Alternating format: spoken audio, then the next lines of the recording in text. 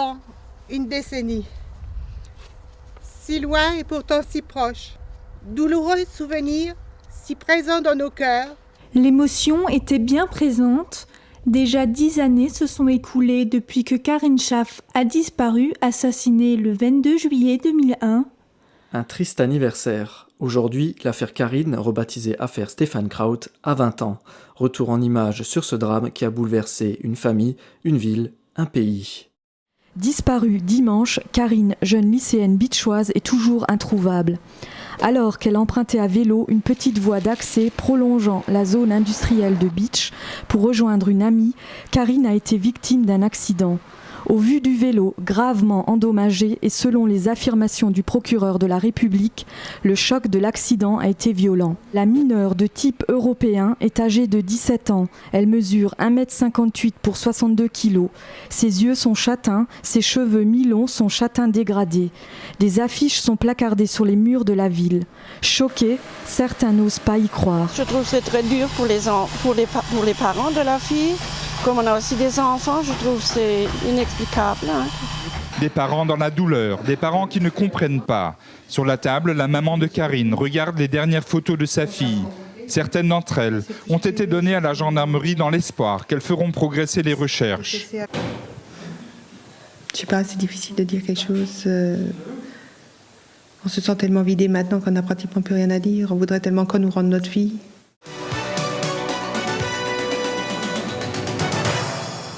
Un jour noir pour Bitche et la famille de Karine. Tout a commencé ce matin quand vers 10h, les chaînes de radio annonçaient les aveux d'un suspect à Mulhouse. Il a fini par admettre qu'effectivement il était impliqué dans cette affaire en donnant une version donc, de l'accident. Alors ces déclarations, c'est j'ai mis le corps dans le véhicule avec l'intention de l'emmener donc à l'hôpital de Haguenau, qui est l'hôpital apparemment le plus proche. Et ensuite, donc, j'ai à nouveau paniqué et là, j'ai sorti le corps du véhicule et j'ai mis le feu. C'est dans la forêt autour de Lemberg, Bitche, Mutterhus, que les recherches sont entreprises. Tout le secteur est bouclé. À 18h20, la terrible nouvelle est confirmée. Voilà, donc la gendarmerie vous confirme à l'heure actuelle de la découverte du corps dans la forêt de Mutterhus à 17h55 ce soir.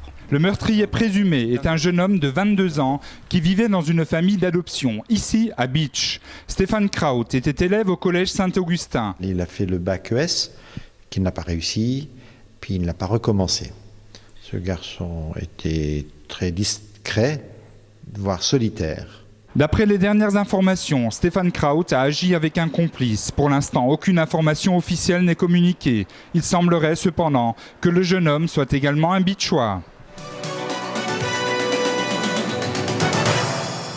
Nouveau rebondissement dans l'affaire Karine. Péroline Garino, la compagne de Stefan Kraut, a été entendue hier soir en gendarmerie de Bitche. Ce matin, elle était convoquée par le juge d'instruction à Sarreguemines. Péroline, la concubine de Sébastien Kraut, accuse son ami d'avoir violé, tué puis brûlé le corps de Karine. Des accusations démenties par Sébastien Kraut qui entraînent ainsi Péroline dans le scénario macabre de ce dimanche 22 juillet.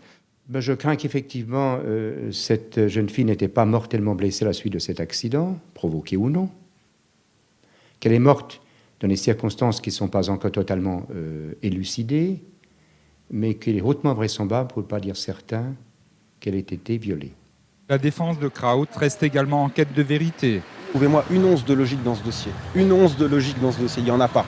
Pour l'instant, c'est le flou le plus complet. Il est clair que la personnalité de Stefan Kraut paraît très complexe et que le dossier est très complexe et qu'on n'est pas à l'abri de nouveaux rebondissements dans les jours qui viennent, notamment lorsqu'on connaîtra les conclusions du rapport d'autopsie. J'espère que Dieu, qui, en ce dimanche morbide, n'a pu t'arracher aux griffes d'un monstre sans scrupules, aujourd'hui, te réserve une place de choix à son côté. Qu'il te réserve une place de choix à son côté. Karine, ma fille, je t'aime. Au revoir. Vendredi dernier, Péroline, la compagne de Stefan Kraut, avouait avoir participé à la crémation du corps. C'est sur cette route rejoignant Beach à Mouterhouse que Stefan Kraut s'engouffre le dimanche 22 juillet. Dans sa voiture, Karine, vivante ou déjà morte. Ici, un peu après la bifurcation qui mène vers Egelsart, le jeune homme prend ce chemin de terre. Sur ce sentier, le corps de Karine est porté ou traîné.